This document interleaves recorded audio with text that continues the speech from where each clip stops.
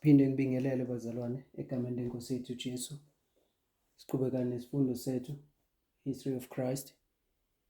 Sipharelela ne-history yethu kulesikhathi esiphila kusona. Phinde sipharalele namanye ama-histories like history kaMoses ne-history yama-Millerites. Njengoba ubona, we have Alpha history, history kaMoses, of modern Israel, of ancient Israel. Sipharelela bese siza kwi-history kaKristu, Omega history of ancient Israel.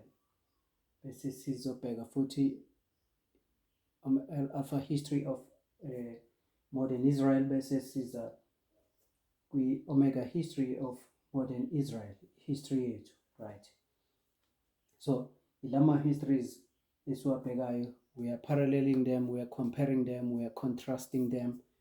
Sifuna ukuzopainta isithombe kule history yethu ukuze sibone ukuthi kwenzekani kule history yethu. So bekade ke sibheke lama histories, ekhumbula-ke besenza leya line esuka ngo-1989 to 2014. Bekade sibheka-ke ukuthi kwenzekani internally inside God's church. Into besiyibheka, funa ukubheka manje what is happening outside God's church, external events ahlangene nale history, kuze sithole ukuthi mesithi Sunday law was predicted ngo-2014 sichaza ukuthini. So lama external events azosiza to understand i-Sunday law lesikhuluma ngayo esithi it was in 2014. And uyakhumbula-ke le mesikhuluma ngalo 2014 asikhulumi ngale Sunday law yomhlaba wonke 144,000. asikhulumi ngaleya Sunday law kuleya line omkhulu, sikhuluma nge-Sunday law kwiline yabapriest. Angithi uyabona, esikhuluma abapriest, sikhuluma ngegroup yokuqala le ebizwayo like igroup yokuqala njengama-disciples esikhathini saKristu, siyabona. So sifocus kuleyo history-ke, lower line yiyo le Sunday law esikhuluma ngayo, because le Sunday law iyona ezosinikeza ukuthi lamanye ama-Sunday laws azoqhamuka futhi in the future azobe njani, noma le Sunday law izosinikeza isithombe sokuthi le Sunday law esilindile yomhlaba wonke izobe ime kanjani. So njengoba sisho-ke, i-Sunday law ayivele iqhamuke nje. I-Sunday law fanele ibuild from somewhere. So khona ama-histories-ke esiwabheka manje azosibonisa ukuthi le Sunday law esithi sikhuluma ngayo izobe injani. Again siyasho sithi the symbol ekuthiwa i-Sunday law siyisebenzisa as a symbol because i-symbol ilona gama esilitholile kwi-Great Controversy. Mekhulunywa nge-Sunday law kuleya 1888 version of i-Great Controversy siyisebenzisayo. So sayithola lapho-ke leya term, but kodwa leya term if ubheka i-version yokuqala ye-Great Controversy ebhalwe ngo-1858, Spiritual Gift Volume 1, akhulunywa nge-Sunday law. Khulunywa ngani? Khulunywa nge-sins of Babylon. Siyabona, iBhayibheli lizothi lona nali iBhayibheli Revelation 18 khulunywa nge-sins of Babylon, izono zeBabylon. Bese kukhulunywa ngenkomishi. Angithi uyabo, this cup ekufanele yenze njani, igcwale. Angithi uyabo, bese kukhulunywa ngenkomishi la ekufanele igcwale. So when this cup is full, uyabona, so then-ke manje-ke yizo lezi zono-ke ezimayelana nalento esikhuluma ngokuthi mesikhuluma ngeSunday law sikhuluma nge-apostasy la, uyabona. Sho ukuthi mobuyele esitorini saKristu ngo-34 AD, this cup is full. Angithi uyabona. Ama-Jews enzani manje? Abethela uStephen and asezihlukanisile negospel. Angithi uyabona. Asezihlukanisile futhi noNkulunkulu. So i-probation yabo iphelile la, because uStephen ubona uKristu enze njani, esukumile eme ngezinyawo. But kodwa siyazi ukuthi kule history uzobabekezelela uNkulunkulu ngithi beyi-nation, but kodwa i-worship akasayamukeli, but uzobabekezelela as a nation. Bese ngo-70 AD athumela ama-Romans, avumela ama-Romans ukuthi abahlasele, and then the city was destroyed, temple was burnt, baphinde badestroywa futhi. I-close of probation futhi le, angithi uyabona. But the cup was full before that, angithi uyabona.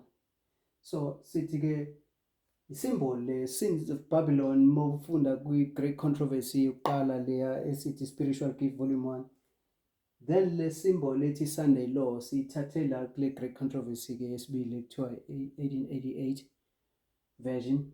So kodwa kona sikhuluma ngenkomishi egcwele, angithi uyabona. And then ke ngisho ukuthi singabi confused ukuthi ke manje at the end of the world, not necessarily ukuthi iSunday law ekufanele esiyilindile le issue or le nkomishi efanele igcwale ukuthi izogcwaliswa abantu be-break isabatha, or it is something to do with Sunday, not in our history. Siyabona, because kwi-history edlule yokuqala ngama-1860s leya nkomishi yayingeve izogcwaliswa iSunday, ezogcwaliswa yini? Islavery, angithi siyakhumbula. So islavery bese ugcwalisa leya nkomishi ngehistory ka-1863, and then ngo-1888 bekuzoba-ke i-Sabbath breaking or this Sunday enforcement, iyona bezogcwalisa leya nkomishi. But today kule history esiphila kuyona ave kuyi-Sunday ezogcwalisa le nkomishi. This is why ke manje sithi-ke njengoba sifuna ukukhuluma ngale Sunday law esithi ngo-2014, iyona ezosinikeza isithombe ukuthi sikwazi uku-understand ukuthi le Sunday law esikhuluma ngayo yethu, how is it going to look like? Ifa injani? So into ozoyibona yenzeka la izokunika i-hint, isithombe sokuthi ubone ukuthi okay, ama-issues asebenza ngalolu hlobo. Siyabona. So-ke sithi leyo nto-ke esize ngayo njengamanje la. So again, into ozoyibona futhi ngithi uzobona ukuthi njengoba sikhuluma sithi ama-groups ayi-3, the priests, the Levites and the Nethinims. Ehistoryn kaKristu, disciples, second group ama-Gentiles. So now le history, sithathe le history yesibili, history yama-priest, ama-Levites. So sithela ama-histories ayafana njengoba ubona nje la, it's the same waymarks kahle kahle, angithi uyabo. These are the same waymarks. This is why ubona singafakanga lutho la. These are the same waymarks, uyabona. And so le history iqala ngo-1989, but yama-Levites iqala nini yona? Iqala ngo-2001. Sikhuluma ngehistory yethu, izoqala ngo-2001. So mayiqale ngo-2001 uyibona ukuthi phela after ethu history or history le yokuqala seyiphelile, ziya overlappana nje kanjalo njengoba uzibone. Le mayiqala one step further izophela futhi one step further, uyabona, njengoba wabona esitegarisha nje ngalolu hlobo. So ibe sithini ke leya nto? Into esifuna ukuyiveza ukuthi uzobona ukuthi ke njengoba iSunday law yethu la kule history yaba priest, right, remember first group, i-Sunday law kule history yama-Levites uyayibona ukuthi it is not kule waymark ilapha ya ngithi this center fanele bese center ngithi i-Sunday law, right? So uyabona ukuthi ingobani-ke manje u-2019 uyi-Sunday law yama-Levites. Uyayibona leyo nto? Moya la kuma-Gentiles or ama-Nethinims, i-Sunday law yabo uyayibona ikuphi? I-Sunday law yabo ingo-2021, le center point angithi yabo 2021 right through 2019 right through, uyabona? So 2014, so ithini yonke lento esishoyo 2014, 2019, 2021 ama-Sunday laws lawo, uyabona? But different groups, different groups, uyabona? So isho ukuthini-ke manje lento? Ukusho ukuthi uNkulunkulu into ayenzayo manje usinikeza i-example ye-Sunday law ukuthi masiyibone ukuthi izobe injani la. And then futhi u-2019 uyi-Sunday law kwenye i-history, uyabona, or kwenye i-group yabantu. So kuzofanele sibone ukuthi le Sunday law iyafana naleya, iyabuilda, iba into efanayo. Ku-2021 i-Sunday law futhi liyana, uyabona, kwenye i-group angithi uyabona. So isho ikunika-ke manje isithombe sokuthi ubone-ke ukuthi-ke you have 1, 2, 3 Sunday laws in different time periods kwi-history ezokunika isithombe sokuthi le Sunday law esilindile sonke izobe injani. So ngithi uyabona manje, if you look at this lapha phezulu usuyabona-ke manje ukuthi-ke from 2001 unobani lapha, increase of knowledge to 2019, right? Increase formalization ubani 2021, angithi uyabona? So bese kuba yini? Bese kuba i-Sunday law i-test. So kusho ukuthi you have an increase of knowledge lapho, you have an increase of knowledge angithi over which subject? Over i-Sunday law, ukuthi i-Sunday law izoba njani, how does it look like, angithi uyabona? So isho ukuthi lento, le subject ye-Sunday law nokuthi izobe injani, you will never go wrong because usuyibonile i-Sunday law kuma previous waymarks ukuthi into enjani le. So kusho ukuthi if uzothi le Sunday, this Sunday law test esilindile is about Sunday, kuzofanele ngo-2021 kuleya Sunday law yaba Gentiles or yama-Nethinims kuzofanele siyibone leyo Sunday law, leyo issue emayelana ne-Sunday, angithi uyabona? Ngo-2019 kuzofanele siyibone futhi leyo issue imayelana le Sunday law yala imayelana ne-Sunday. Kanjalo no-2014 kuzofanele naye abe mayelana ne-Sunday if it's a Sunday issue, uyayibona liyana? But we're gonna demonstrate njengamanje ukuthi no, ngo-2014 there's nothing about Sunday here. The subject is to do with equality. This is what we are going to prove njengamanje. And futhi ngo-2019 the subject is about equality. 2021 the story is still about equality. Because they figure to the Sunday law kuleya line yaba priest, I mean ye-144,000, i-big line yethu esithathe yosibeka ekubuyeni kwaKristu lokho esikulindile.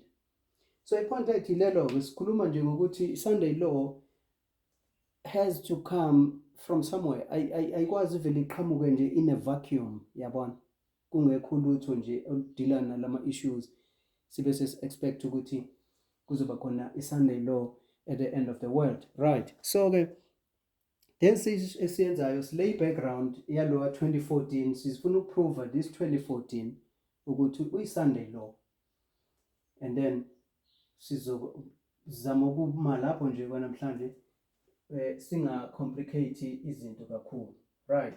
Ake sibuye size la.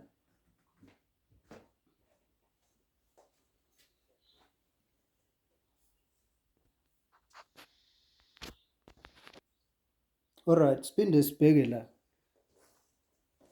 Sikhulume nge-history suka ku-2001 siya ku-2014, right?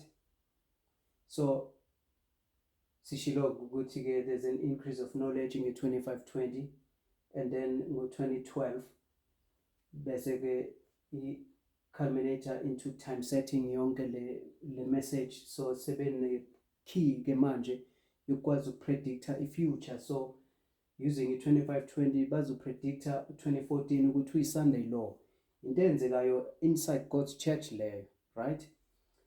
Then outside God's church sithe 2009 sibona ku-appointwa u-Obama kuzoba khona ama-election 2008, uzoqala ukungena e-office 2009. This is a major event because sikhuluma ngo-Obama njengamanje, President Barack Obama, umuntu omnyama lo, right?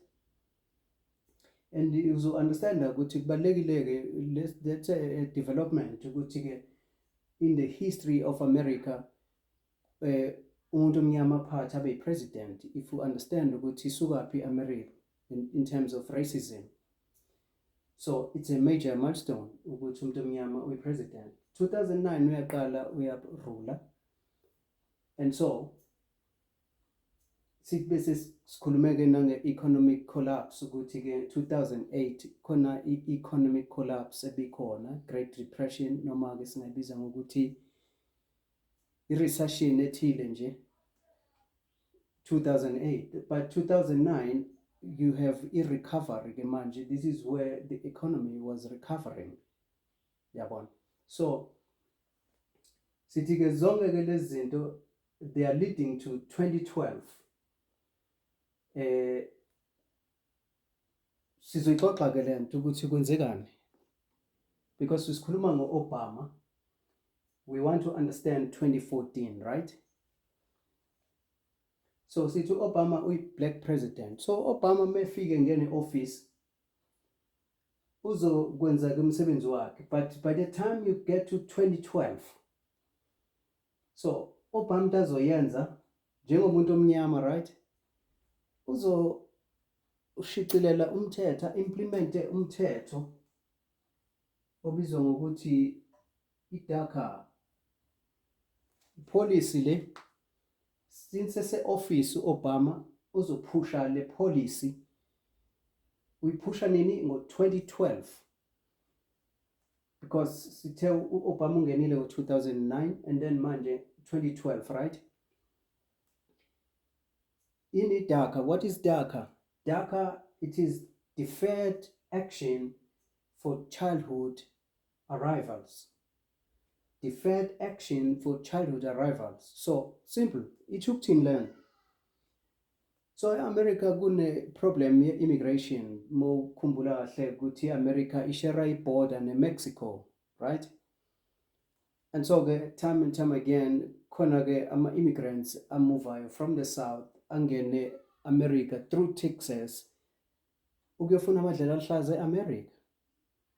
The problem endala le America, because if we understand the history of America, mhlambe if sidweba kancane la, then this is maybe city America phezulu, this is United States of America, and this is Mexico. Siyabona. So ama-Americans mokhumbula-ke ukuthi-ke befika la bazofika-ke benza izimpi, and they are coming from Europe. So nayi direction abaqhamuka ngayo, angithi? And so first bazo-occupy the eastern part of America, but ba-expand, angithi uyabona. And there was a debate nalapho ukuthi should we continue to expand the country noma siphele la, kwakhona ethi hayi maqhutsheke, uyabona. So into ozoyazi-ke nge-America, there were countries if manje uya on the western part of America, to the southern part, lama countries or these territories, bekwama territories ase Mexico. Mexico was controlling all the way up, yabona. But there was a war. Americans, they are taking over the territories of Mexico. Konagi American-Mexican War, which began in 1846, 1848. You have a Mexican War, American-Mexican War. Siyabona. Kuliwa ke ngalezo zinto. Places like Texas, because you have Texas, California, kulama areas. Lezi ndawo bekuyindawo zase-Mexico lezi, angithi uyabona. And so California, Texas, these were Mexican countries. Uyayibona le nto? But now ama-American took over. And so sekuthiwa-ke this is the United States of America. So-ke bayi-reducer-ke Mexico. Mexico-ke manje seyiphela ngapha-ke ngezansi, angithi uyabona. But now abantu, they still know ukuthi lezi ndawo ezibizwa ngokuthi America manje, lezi ndawo at one point zake zaba ngaphansi kwe-Mexico. Kahle kahle bazokutshela bona ukuthi i-mentality yabo izobiza ngokuthi Mexico, this is Mexico, if ulandela history. So into esizama ukuzoyichaza lela ukuthi le drive, because manje people are moving up. So bafunana abantu baphethe leya mentality yokuthi ke sifuna amadlela aluhlaza oqala izwe lethu leliya, angithi uyabo. And you know in history ukuthi even lapha ngama 1900s eCalifornia kuzotholakala igold, yabo. A lot of gold was discovered in California, and California became rich, angithi uyabo. Ama cities like San Francisco, yabona. So manje people are flocking to America ukuthi siyangena, angithi uyabo. So this is an old story ke, anyway, segue le besizama nje just to paint a picture ukuthi kwenzekani kahle kahle la. So you have unale problem ke yama immigrants moving to America, lo nto esishoyo. And so ke manje President Obama mengene office uzofaka le policy kuthiwa iDACA. So ithini ke le policy? Kuyenzeka ukuthi uma uthola ukuthi abantu besilisa nabesifazane, they are moving from Mexico as immigrants to America, uyabo. Uthola ukuthi ngaleso sikhathi umuntu uhamba nengane, yabo, angene nengane eseyincane, ingane encane ingene nayo illegally, ihamba noma wayo, angithi uyabo. But le ngane izokhula ikhulele eAmerica, angithi uyabona. And so manje le ngane uthola ina documentation, le ngane yazalelwa eMexico, but manje ngenxa yesimo sokuthi uma wayo weqa iborder, le ngane izithole seyikhula ngaphakathi eAmerica, angithi uyabona leyo nto. And ingane, it's not his or her fault, uyabona.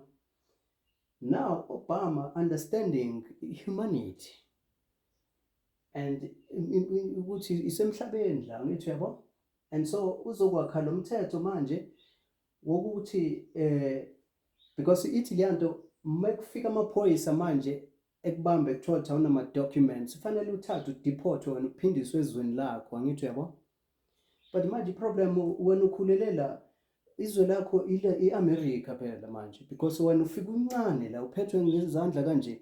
So njengoba usukhulile manje umekuthiwa phinde emuva uphindaphi, ngoba nangu kini nje manje uma wakho ula, mengabe futhi uma wakho kuthiwa uyaphindiswa naye, maybe lozo zinto problem kweleyo, uyabona. Because so uzothola ukuthi ngwauma wakho mhlawumbe waboshwa, mhlawumbe usefile, mhlawumbe mephinda, but wena ukhulelela wena. So Obama uzolungisa lonto. So ithi ke leyanto no abazukukudeporta awudeportwa-ke manje because mawuzo apply you can apply for iDACA tholakala ukuthi you are illegal so bese ufakwa kwisystem ukuthi ngaphansi kwalolu hlelo so ungahlala-ke manje eAmerica and you are renewal leyanto every 2 years angithi uyabona uyayirenewa every 2 years lento and fanele ke ungabi na crime ube nani ukuze ube illegal and so forth uyabona so but yini sisho sithi ngo-2012 Obama wakha le policy ekuthiwa iDACA imayelana nani imayelana ne-immigration ukuthi abantu abangenile eAmerica ngokungemthetho bathole lo wamusa deferred to be delayed i-action yokuthi ukhishwe ezweni ukuthi hayi wenzelelwe and futhi uma uneDACA you can apply for a job uthole i-work permit shothi uyasebenza futhi yabo impilo iyaqhubeka so ithi-ke azafake le policy ku-Obama uyifaka naleyo policy bekade kukhona iprogram ebekade ilandelelwa ekuthiwa i-Dream Act uyabo iprogram ekuthiwa i-Dream Act so iCongress izishayamthetho eAmerica bekhona iprogram ebezifuna ukuyi-implement ekuthiwa i-Dream Act i-Dream Act yini ibeyizozama yona indlela yokuthi lezi ngane mazivele zinikwe i-citizenship uyabona end of story but yafeyila leyo nto ukuthi banikwe i-citizenship and so ke manje this is why ke Obama ngo-2012 uqhamuka neDACA ukuthi ke manje iprolongwe-ke le nhlalo yabo ngo-2 years so you renew this for every 2 years ngoba ifeyilile leyo ukuthi mabanikwe i-citizenship ayalwa kama-Republicans khuluma nge-white supremacy-ke manje ukuthi abantu abamhlophe yibo abavimbayo ukuthi hey akho umuntu ozonikezwa i-citizenship eAmerica angithi uyabo abantu abamhlophe laba bavalile sikhuluma i-racism la sikhuluma ngalama issues discrimination sikhuluma nge-equality la izona zinto esikhuluma ngazo lezi uyabona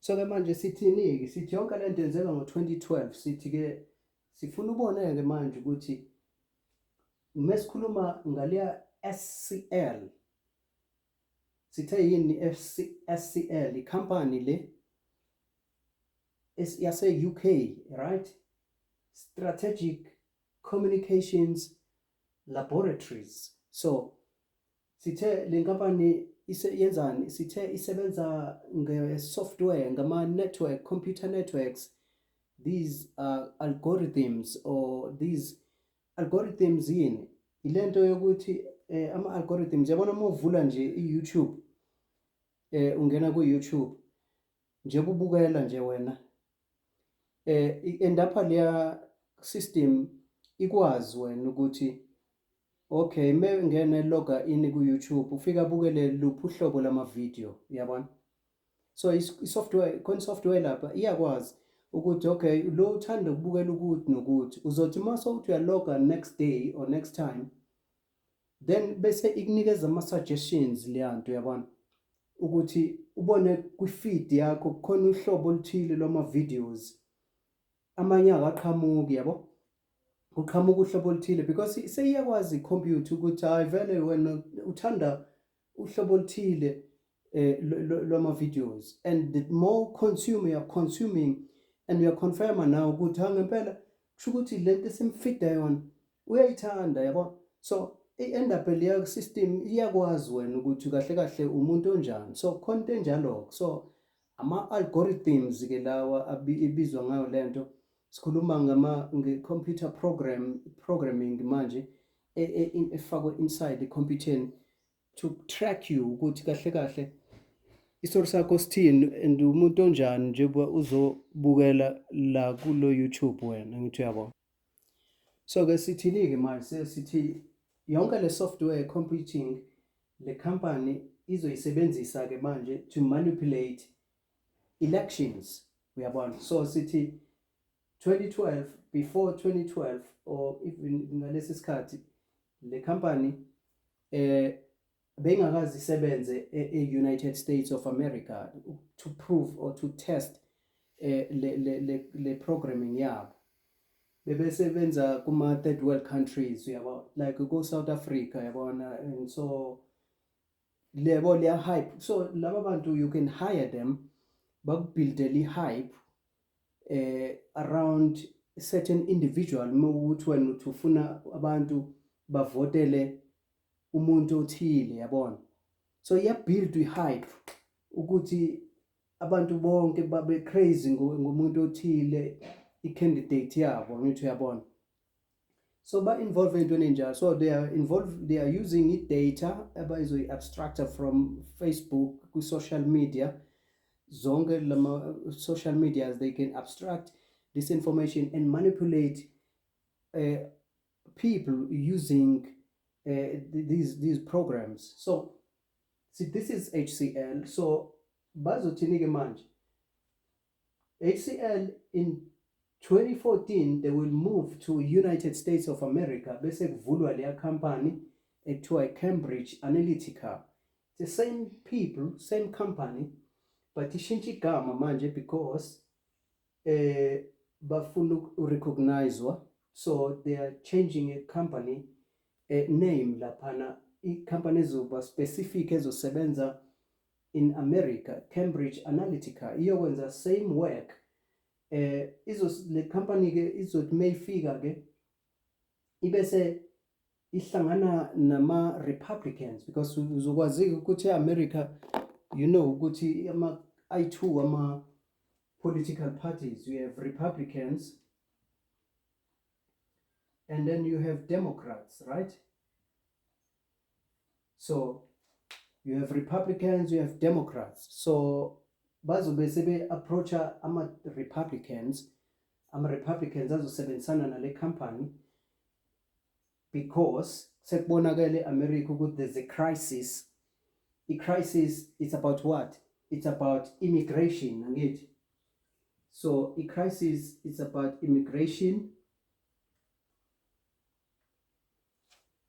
So ama Republicans abona ukuthi problem abhekene nayo njengamanje immigration, and uba president Barack Obama lothe mengene office ngo-2012 useshaya ama policies are strange manje, like DACA, to try to support lento immigration, ukuthi izingane zifike la through immigration manje zine support ne protection, angithi uyabo.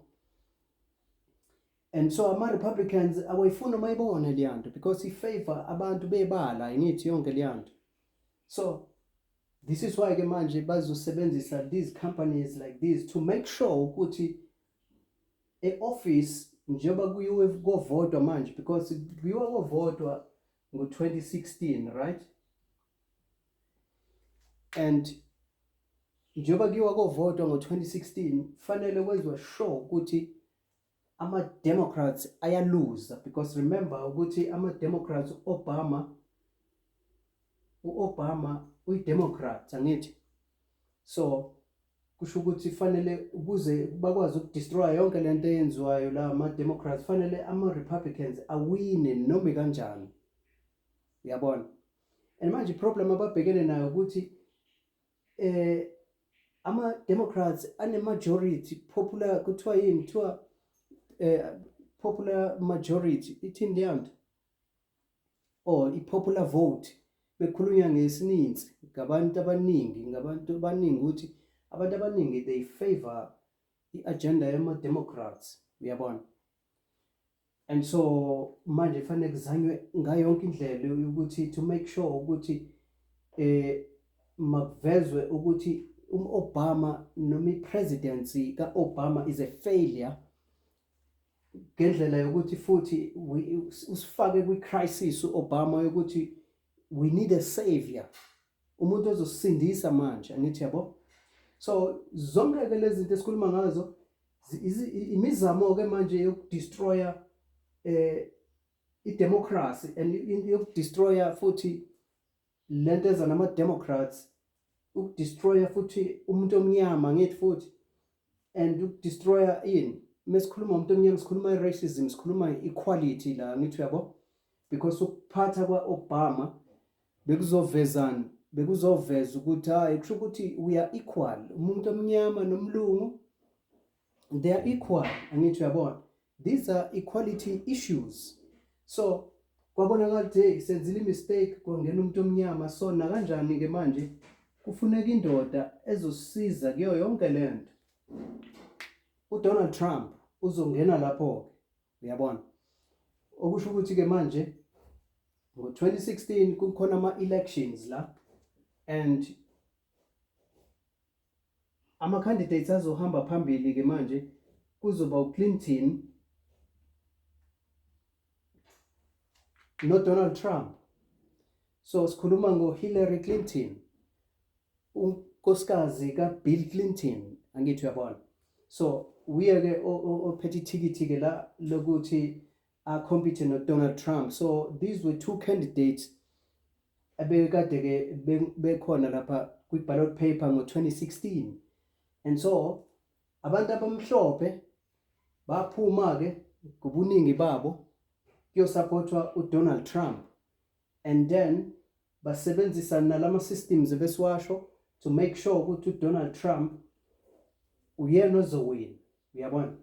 And ikhona ezinye izinto esazokhuluma ngazo ukuthi even the Russians were involved ekutheni uDonald Trump angene ethronini abe in power, because ama-Russians abeyamfavor uDonald Trump. So ibona lezo zinto ukuthi zingena kanjani. But into nje sifuna ukuthi siyibone kahle la uyinote, because remember sikhuluma nge-Sunday law ukuthi sithi u-2014 uyi-Sunday law ngokuthini. Now istory efuna sisithathe-ke la ukuthi ukuze ukwazi uku-understanda ukuthi mesikhuluma ngo-2014 ukuthi i-Sunday law, already usubonile ukuthi into esikhuluma ngayo la immigration, right, mayelana nokuqashwa kwaDonald Trump, right. So I guess before senze yonke into ake siphinde emuva kancane si-establish u-2014 ukuthi u-2014 uqhamuke kanjani, right. So uzokhumbula ukuthi ke sesikhulumile ngo-2520. So sithe mene tekel ufarsin, right. Mene tekel ufarsin. Satini sati emene is 50 shekels. Emene is 50 shekels. Tekel is a shekel, so this is 1 shekel. Ufarsin, it is 25 shekels. So ese wonke ama-shekel mangapi? 126 shekels, angithi. So sabese sithi, according to Ezekiel chapter 45 verse 12, a shekel is 20 gerahs. So you can times this, go 20, bese uthola 2520. So you can go and establish these things for yourself. Ezekiel chapter 45 verse 12, a shekel is 20 gerahs. Ama-weights lawa sichazile lona, but i-point esifuna ukuza kulona ilo 126. So 126 is a symbol of i-2520. This is what we are drawing from this store, angithi uyabona. So we remove this. So sisebenzise this 126 to establish ukuthi Seventh Day Adventist Church mengene ebumnyameni ngo-1863, and then siyazi ukuthi izophuma ebumnyameni ngo-1989. From 1989 is the time of the end, right? TOE, time of the end, because siyaphuma manje ebumnyameni, there's gonna be this increase of knowledge, right? Jevasaz. From 1863 to 1989, how many years? 126, right? So this 126, you know the story, this is the 10th, asizubuya lapho, of 10th year, 1260, we are not going to go there. 126, yona manje Jesus unlokhela ukuthi when is the time of the end. So if kuthiwa nje ubula kule history, so yazi ukuthi i-Seventh-day Adventist Church ingene ebumnyameni ngo-1863, if ubone knowledge ya-126, ubuzokwazi ucalculate le history in advance. Bozohlele sowazi wena ukuthi in 1989 there's gonna be an increase of knowledge because of i-126. Ngithi uyabona. So njengamanje we want to establish ukuthi ke manje simtholaphi u-2014, right? Now kade ke uhlelo lokuzosikhuluma mesikhuluma ngo-1888 ukuthi 1888 is a Sunday law, or 1888 sithi mesiyibeka ngokuthi uKristu bekufanele abuye ngale time period ya 1888. Siyabona, sithe meqala kwakufanele abuye ngo-1863, wangabuya ngithi because abantu bebengekho ready. But sithi waphinda wa-attempta futhi ukuthi abuye ngo-1888, but wangabuya because abantu bebengekho ready. Not ukuthi bezobuya ngo-1888, but in the history of 1888 moving towards 1900, you can establish ukuthi from 1888 to 1900s uKristu ubefuna ubuye, but abantu bebengekho ready. So but into esizoyinotha njengamanje sizozama ukufunda i-quotation la ukuthi ngo-1888 the government of the United States of America, in fact particularly the Protestants in America, were trying to pass a Sunday law. Before we go to history, let us sizoqala sifunde i-great controversy, sizwe ukuthi u-Ellen White uthini ngale event. But soqala eBhayibhelini. Lesifunda iBhayibheli, sizofunda uRevelation chapter 13, siqale ku verse 11. Verse 11, and I beheld another beast coming out of the earth, and he had two horns like a lamb, and he spake as a dragon. So night beast is a lamb. So it resembles a Christian, this is a Christian resemblance. It's a lamb, angithi? And this is ichaza-ke le nto Ellen White. But in two horns futhi, right? But he spake as a dragon, izwile-ke le nto. Verse 12, and he exercised all the power of the first beast before him.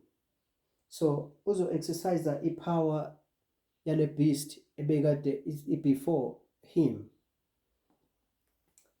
and caused the earth and them which dwell therein to worship the first beast, whose deadly wound was healed,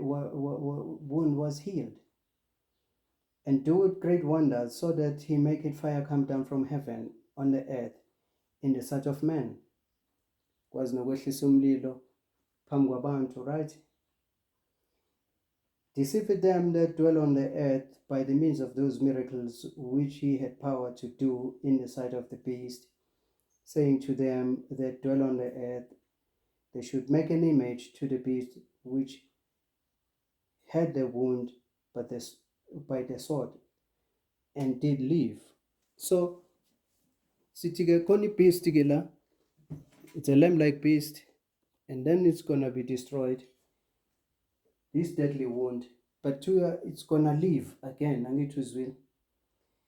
So khona confusion ke ekhona ke ebantwini kunale confusion ekhona. Le confusion ikhona ke nala kwi Seventh Day Adventist, but moyizwe kahle le nto izokutshela ukuthi ke you have a lamb like beast. And so full Ellen White manje uzositshela ukuthi ke 1798 there's a power which is arising. So 1798 there's a power which is dying. AB power ephelayo. Sesiyayazi le nto. Angithi ipapacy le eba destroyed. Papacy is destroyed.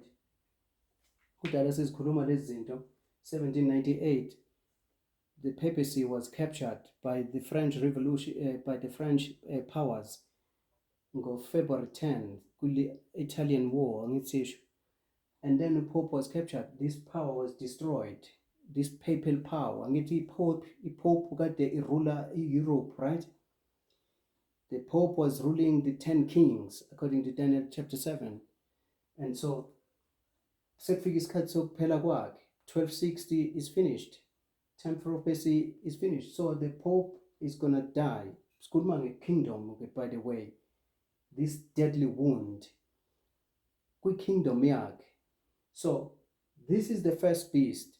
Because Fundo Revelation 13, the beast yokuqala Revelation 13 is the Pope, the papacy. Esiyibona received the deadly wound go 1798. Yezwakala le. And then, but God the tour, this power is gonna leave again. Angitisho njalo. Now, sitshela ukuthi there's this power futhi la njengoba iphela ipapacy, there's another power which is a lamb-like beast which is rising. Angithi. So, eyiphi le power erisayo njengamanje la. Sizosho manje ukuthi this is the United States of America, le power erisayo la in power. Angithi uyabona. And so bese zichazo zonke izinto, but this power which is rising iqhamuka as a lamb. Angithi this is a Christian nation because the United States na iclaima ukuthi ba maKristu. Angithi uyabona. And it's a new country. This is why a lamb, it's a small, it's a young one. Angithi ikusha leli elincane. So America, it's still in its infancy. Isakhula ngithi yabo. And so, but it will speak as a dragon. And manje ke ake sifunde Ellen White sizwisise kahle yonke le nto ke before sifunde Ellen White. Khona point esifuna ukulisho ukuthi ke manje kuthiwa ipapacy lezo receive a deadly wound in 1798 but did live. Then abese umuntu, because uthatha izinto literally. Remember sikhuluma ngama parables ukuthi ama parables you awazi ukuthi uthathe into in a literal sense we apply in your history in a literal sense food. No, you can't do that. Finally apply in a spiritual sense land. So make sure this beast is receiving a deadly wound but did live. But ayizuphila not ukuthi kuzovuka ipapacy. Ama principles epapacy esikhuluma ngawo azoba resurrected kule power. Angithi yabo. So it's the Americans azozama manje to resurrect the principles of the papacy. This is why ubona beast, a lamb-like beast, isikhuluma as a dragon. It's this beast which is speaking as a dragon using the principles of the first beast. Isho njalo le nto mesifunda la ku Revelation 13 ukuthi kuthiwani la verse 12, and he is verse 12, Revelation 13 verse 12, and he exercised all the power of the first beast before him and caused the earth and them which dwell therein to worship the first beast whose deadly wound was healed. So we are Israel. He caused it all. Uban, United States will cause all to worship the first beast. So America izo-aplya ama-principles abekade esetshenziswa ipapacy. Ama-principles abesetshenziswa ipapacy amaphi? It is claiming to be a Christian nation, and yet bese wena you persecute God's people. The papacy was claiming to be a Christian nation, siyabona? But you got the papacy iyona ebekade ishushisa God's people. Siyabona? Ngamanye amazwi, it was not allowing the freedom of conscience, ipapacy, because ipapacy beyifuna ukuthi wena ukhonze uNkulunkulu according to the dictates of the Catholic authority. Angithi yabona, awunalungelo, awuna freedom ukuziworshipela ngokwakho. This is why they will kill you if ukhuluma enye into ungakhulumi lento abayikhulumayo. Those are the principles of the first beast. Iyanto ukuthi uclaim something kodwa wenze enye into. Angithi uyabona, you claim to be a Christian kodwa izenzo zakho they are not Christian, bese persecute abantu baNkulunkulu. This is the speaking of a dragon, because America is claiming to be a Christian because it's a lamb. You remember, Guti, a lamb is a symbol of Christianity, right? It's a symbol of Christ. So they are claiming to be a Christian nation, but they are speaking as a dragon. Ngamanye amazwi bazokwenza something else, and they will begin to persecute God's people, nabo bonke abantu abaphikisana nabo. Ngaleyo ndlela you are resurrecting the papacy. Not ukuthi ipapacy iyona ezovuka, no. There's no power today to a papacy. Papacy is in the past. Yawenza umsebenzi wayo 1260 years kwaphela. They cannot be a power anymore. The power which is resurrected now is the United States of America. And usathana akazuzixaka ngephupho engekho emhlabeni engenamandla, engena respect, engenale authority ayinayo in the time of the Middle Ages, of the Dark Ages. Satan uzosebenzisa that's the power ekhona esebenza le khona, the power ekhona njengamanje the United States of America. And abantu abafuna ukushape the affairs lapha eAmerica is the Protestants, because baclaim ukuthi bama Christians. So we're going to see the work of the Protestants trying to control the government of the United States of America. Kuleyo process, many people will be oppressed. So ngaleyo ndlela, you are causing the people to worship the first beast. You are worshiping the first beast if one's alone, because the work of the papacy is being resurrected in the form of this American power, esiyibona.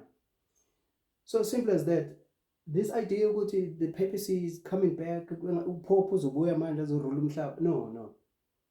We are taking things literally, and we are breaking the rules, and you are not using parables, and then you're going to be lost, because you will be in darkness. So, sithi-ke leyo nto ke sizama ukuyiclearisha-ke, then bese sifunda ku-Ellen White sizwe ukuthi uthini. So Ellen White ke uzosifakazela-ke kule nto bese siyikhulumile la. Siphinde ke sifunde Great Controversy, page 441, 442, paragraph 1. And the two horns, and he had two horns like a lamb. Ukotagu Revelation 13, explain. The lamb-like horns indicate youth, innocence, and gentleness, fitly representing the character of the United States when presented to the prophet as coming up in 1798. So sizwa Ellen White again. This United States is coming up in 1798, right? Among the Christian exiles who first fled to America and sought an asylum from royal oppression and priestly intolerance were many who determined to establish a government upon the broad foundation of civil and religious liberty. So babaleki papacy nama priests and royalties in Europe bazokhanda i-country yabo ke overseas. siyasazi leso story asiyikusona. The lamb like horns. Okay, siqale lapha phezulu. But the beast which with lamb like horns spake as a dragon, and he exercised all the power of the first beast before him, and caused the earth and them which dwell therein to worship the first beast, whose deadly wound was healed. So siyasazi leso story. Now explanation. The lamb like horns and dragon voice of the symbol point to a striking contradiction between the professions and the practice of the nation thus represented. Again, isho leyanto yokuthi uprofese ukuthi umKristu but kodwa izenzo zakho zisho enye into. This hypocrisy lesiyaziyo le abantu nje bubazi umuntu uclaim ukuthi umKristu kodwa izenzo azisho ukuthi umKristu. Again, America claim ukuthi it's a Christian nation, but iAmerica izocindezela abantu manje, siyabona. And this is the papacy, umqondo wepapacy law. Bese kuthiwa, the speaking of the nation is the action of its legislative and judicial authority. Angiphinde le ilasize khona because isakhuluma lo 2014 kuthiwa la, the speaking of the nation is the action of its legislative and judicial authorities. Right? Mekutiwa he spake as a dragon. Khuluma ngale speaking, to speak. Right? The speaking of the nation, Israel khuluma kanjani? Legislative, ukushawa kwemithetho, and judicial, noku-interpretwa kwaleyo mithetho. Legislative, you have lawmakers abazokwakha imithetho bayibhale. Judicial, you have the judges akuyibona ba-interpreter this law. So that's how nations speak. So Israel khuluma ngemithetho yalo. Mawufuna ukwazi ukuthi South Africa ithini in a particular subject, fanele wazi imithetho South Africa ukuthi ithini imithetho South Africa. Izwe ke likhulumile mase kubhalwe phansi ngemithetho kwashicilelwa phansi, izwe selikhulumile, ngithi uyabona. So ilonto esikhulumayo ke manje, and these are the principles efuna ukwathathe. Izwe likhuluma ngama legislation and judicial, these laws, ngithi uyabona. So that's how they speak. So ke manje sithi ke izobaluleka ke leyanto because kahle kahle sikhuluma ngani? Ayini sikhuluma ngeSunday law. Mesikhuluma ngeSunday law, sikhuluma ngani? Sithe not necessarily ukuthi sikhuluma nge-Sabbath Sunday issue. No. Sithe sikhuluma ngenkomishi, angithi uyakhumbula, there's this cup ekufanele igcwale, angithi. Sathi le nkomishi igcwaliswa yini? Igcwaliswa amanyala alelozwe, angithi uyabona. So ngo-1863 yini eyayizogcwalisa leya nkomishi? It is slavery, because the nation beyinomthetho laphana. I-nation inomthetho wokuthi umuntu omnyama uyimfene and umuntu omnyama uyisilwane, and ifanele abe yi-property adayiswe, i-slave lesiyana. And that was the law, ukuthi you can have a slave, you can buy if unemali, and esakho you own it, and you ungashaya ungasithini, you can kill it if you want, it's your property. That was the law. The nation has spoken ukuthi this is how it is. So ithini ke leyanto manje? This speaking, it is opposed, iphambene nalento leli lizwe liyiclaimayo. Angithi leli lizwe liclaim ukuthi lona it's a Christian nation, but manje indlela elikhuluma ngayo noma indlela elibhala ngayo imithetho, le mithetho eliyishayayo, angithi uyabo, ayihambisani nalento abayiclaimayo. So That was 1863. 1888, again, this cup, bezogcwaliswa yini? There was going to be a law, umthetho obuzoshaywa ukuthi zonke maziworshipe Sunday. Angithi uyabo? And manje wena mawutholakala uworshipa Saturday, bozoba against the government because izwe selikhulumile kwashawa imithetho ukuthi nayindlela ekuzohanjwa ngayo. Worship Sunday. So, sithi-ke this speaking, lokukhuluma, it's against God. It's against futhi indlela eclaima ngayo leli country ukuthi it's a Christian nation because ispirit sikaKristu asiforce umuntu. Angithi uyabona. So, sithi-ke manje this is ilezinto efuna sizibone la masikhuluma lezi. So again, njengoba sikhuluma manje ngo-2014 sizotraceana. We want to trace the speaking of the nation because you need to know ukuthi-ke kubalulekile because into ozoyithola-ke njengamanje I think so yezwa-ke ukuthi-ke i-Sunday law, le Sunday law esikhuluma ngayo, mesikhuluma i-Sunday law kufanele siyibhekephi yabo. We need to focus with legislation and judicial. La kushawa khona imithetho ukuthi ithini yonke leyo nto yokushawa kwale mithetho and leyo mithetho ithini. Angithi uyabo. Now, ithi lento-ke abantu abamhlophe, mesikhuluma abantu abamhlophe eAmerica-ke manje sikhuluma nge-Protestantism, white Americans, white Protestants. Because again, njengoba kuthiwa ama-Protestants, but baclaima ukuthi they are Protestants. Protestant yini? Umkrestu angithi. Because amaKrestu lawa, sikhuluma ngabantu ababevukela iPope eEurope, babaleka baya eAmerica. You will believe ukuthi amaKrestu lawa, yabo? And nabo mebeclaima baclaim ukuthi ba amaKrestu. But kodwa masuthi uyabheka loba ubuKrestu babo, you are a Christian only if you are white, momhlophe. Because mase befika ezweni labo, ezinye izinto esazozibheka lezo, uzobona ukuthi-ke mase befika kuleli lizwe, uzothola ukuthi kukhona abanye abantu nabo abazojoyina bafuna ukuya kuleli lizwe, because engathi liya prosper, uNkulunkulu uyababusisa. And then kuzoqalwa-ke manje bese kuqale le issue ye-immigration-ke manje ukuthi hayi ngeke not everyone akufanele angene aze America, yabo? But kodwa uzonotha ukuthi kuzothi mekuza abantu bamhlophe like people coming from Europe in a later stage bazokwamukelwa bona as Americans.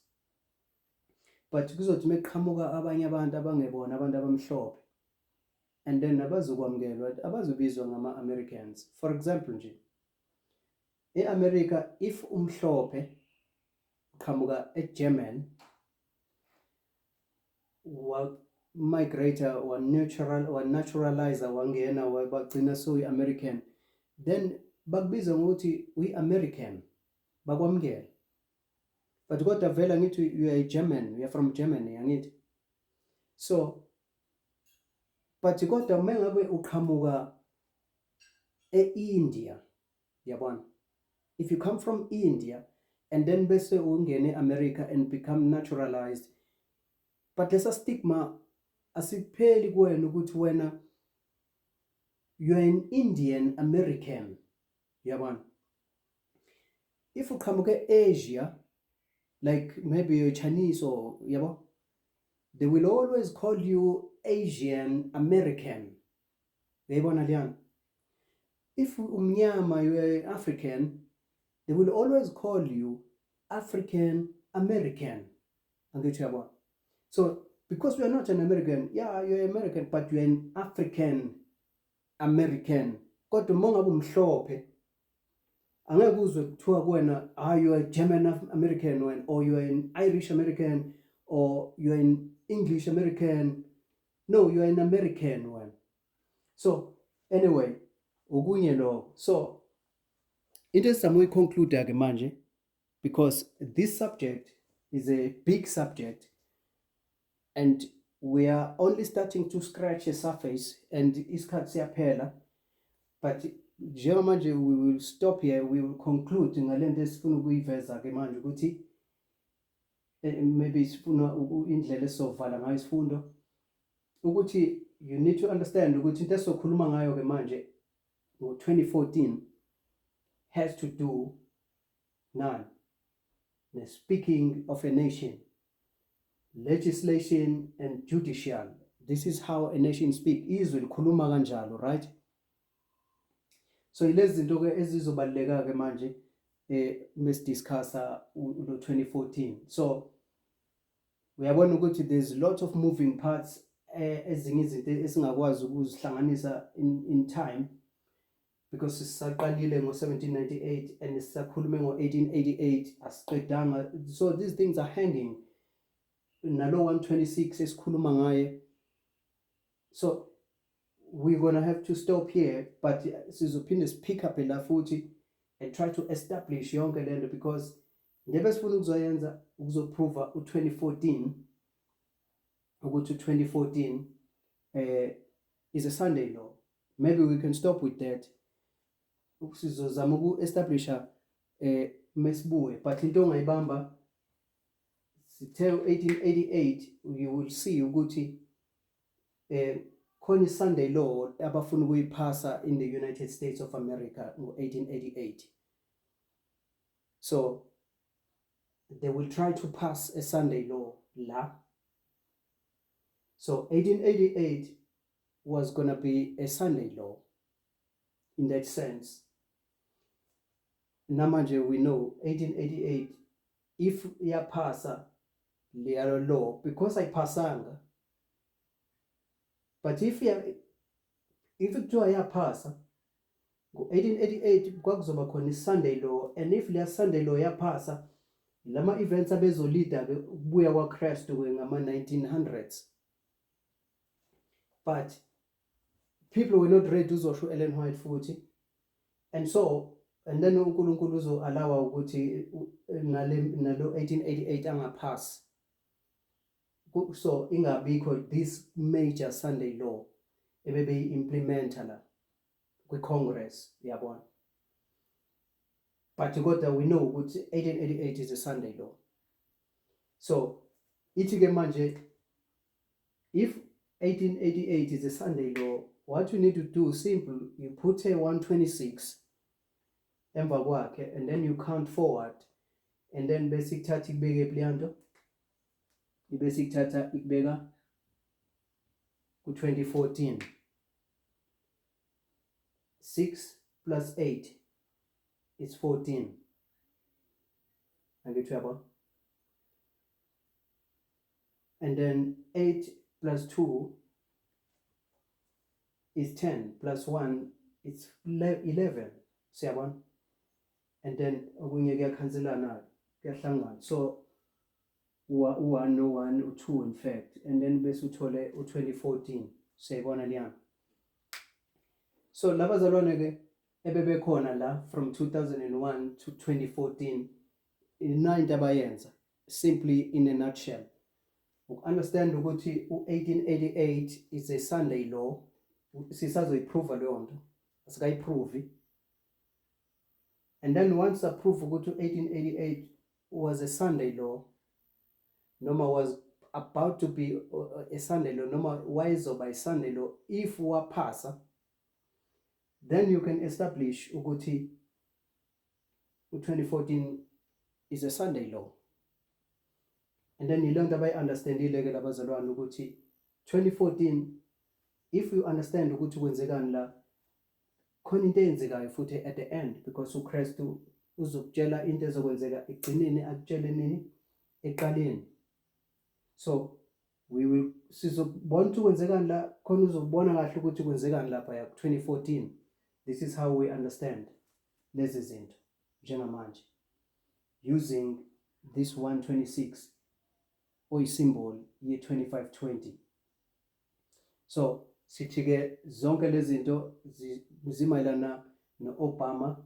Obama is this umuntu omnyama oyi-president ozoqala manje afune ukufaka leya policy ekuthiwa iDACA. Angithi sisho njalo iDACA sithe yini?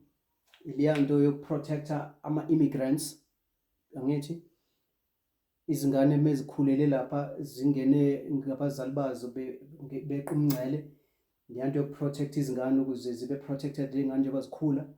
Obama ufuna ukuprotecta lezi izingane because iCongress ihlulekile ukuzinika i-citizenship, so Obama uyaziprotecta. And uzobona futhi ukuthi in the future ezeqhubeka uzozama ukuyi-expanda le program Obama because ekugcineni ufuna ukuzinikeza i-citizenship kahle kahle. But bazoyibona bazoyisensa kama-Republicans, khuluma ngama-Republicans, khulume ngama-white supremacists, khulume ngabantu abamhlophe e-America ukuthi bazosukuma manje because bayabona ukuthi Obama njengoba ekwi-office ulungisa into zakhe manje ulungiselela laba abantu bebala ngithi yabo abantu abazobhenefitha la abantu ama-Mexicans, mixed multitudes, labantu engebona belunga ngithi yabo. So Obama is for equality because umuntu omnyama uyalwazi ukusiza nokuhlupheka, so ulungiselela ama-Mexicans, these people who are crossing the border ngithi yabo nalezi ingane ezikhulayo. So Obama is for equality because even yena himself Obama is a constitutional lawyer. In fact Obama bekade ese-Senate, so umthetho uyawazi, equality uyayazi. So lenta yenza i-office and then abantu abamhlophe bazobona ukuthi no ways we need someone ozosave la and fanele sithathe wonke ama-tools esinawo to make sure ukuthi this Democratic Party ingaphindi ithole futhi opportunity ngo-2016 because ngaleso sikhathi sebelungisa manje ukuthi makungene uHillary Clinton, umuntu wesifazane ozoqhuba ingqondo ka-Obama still because Hillary Clinton already usebenzisana no-Obama kuleya government presidency yangithi yabo because u-Secretary of State already, so wonke ama-principles ka-Obama uyawazi and vele bezoqhubeka nawo, including ama-rights omuntu omnyama uyawazi, including ama-rights omuntu wesifazane, siyabona.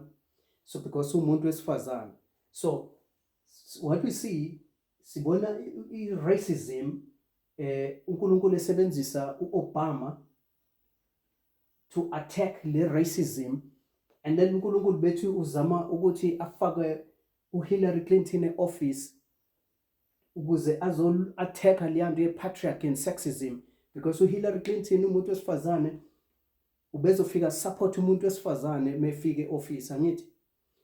So labelungu abamhlophe, these Christians bazosukuma ke manje ukuthi no ways kusenza iphutha kwasekuqaleni ukuvumela lo muntu omnyama aphathe, and manje sebefuna ukufaka umuntu wesifazane ake yena ngeke simnike chance, yabona. There's no way ukuthi singaphathwa umuntu wesifazane, there's no way. We rather sithathe uDonald Trump, umuntu osimaziyo ukuthi uyi-racist futhi siyamazi ukuthi abantu besifazane abafuni, umuntu wama-casino o-own ama-casino lawyer, umuntu akayona i-politician. uDonald Trump is this person ongathi he's a vile person. Uyaziwa uDonald Trump in real life yakhe engakazi involve in politics, and there are some recordings nezinto azikhulumayo azikhulumile ngabantu besifazane because he hates women. Siyamazi, uyaziwa ukuthi because angithi this billionaire, so mawunemali uyadelela ngithi, and then bese ukhuluma all these derogatory names obiza ngazo abantu besifazane because masonemali you have this pomp angithi, then bese udenigrate abanye abantu. So that's Donald Trump. Umuntu omnyama kamfuni, uyaziwa, it's a all-time racist to Donald Trump, uyabona. So why involved even kwabanye abafana, I think it was in 1982 somewhere around there, abanye abafana babe allege ukuthi kukhona umuntu wesifazane omhlophe, I think kuthiwa babemrapile, but there was no evidence yayo yonke leyana. Donald Trump wayekhuluma into yokuthi hey, those people must be hanged, yabo, ethi mabahengwe labo bantu.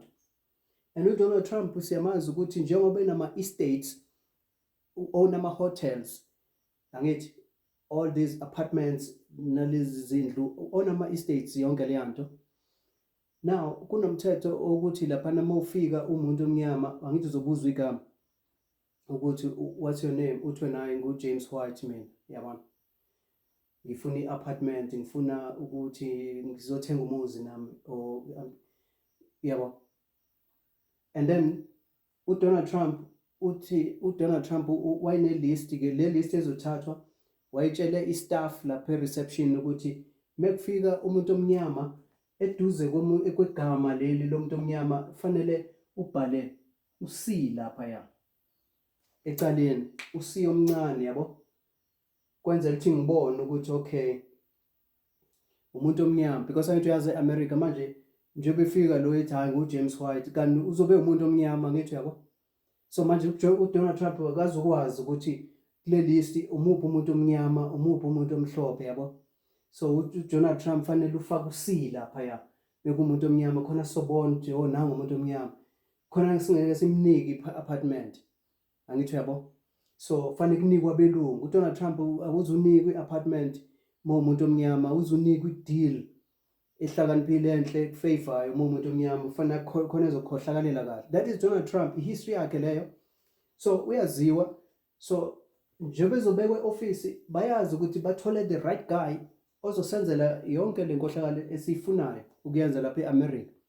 So sizoma lapho njengamanje, so phinde siqhubeke nalesi story. It's a big story. Sikhuluma ngo-2014. I hope this is enough for the day. God bless.